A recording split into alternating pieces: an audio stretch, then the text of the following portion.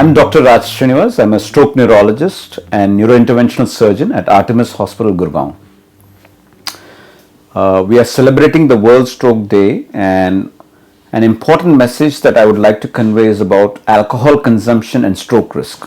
In the past, doctors used to advise that alcohol in moderation is okay. But in the last year or so, Lancet Neurology, or the Lancet Journal, which is supposed to be the Bible for doctors across the globe, had published a very important article on alcohol consumption.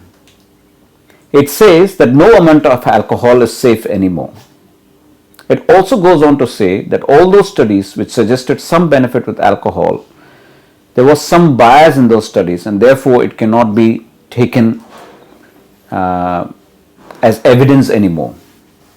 So as a stroke neurologist, I would recommend that you keep your alcohol consumption to as low as possible. And if any of my patient asks, is there an amount of alcohol that is safe? Nowadays, I say no amount of alcohol is safe anymore, and ask them to stay away from alcohol. When you drink alcohol, what happens? So like the way we live, our house has an electrical system.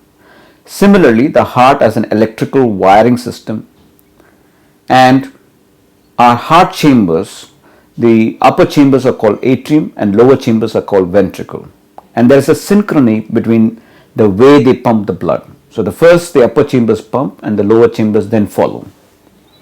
So whenever you drink alcohol, the messages that travel through these connections from the upper chambers to the lower chambers are altered.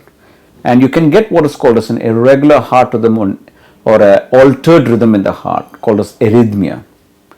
And this is one of the reasons why people can have sudden cardiac problems after alcohol consumption, particularly after a binge. And most stroke attacks, meaning brain attacks as well as heart attacks, develop in the first hour after having alcohol. So my recommendation would be no amount of alcohol is safe anymore. Stay away from it and stay healthy.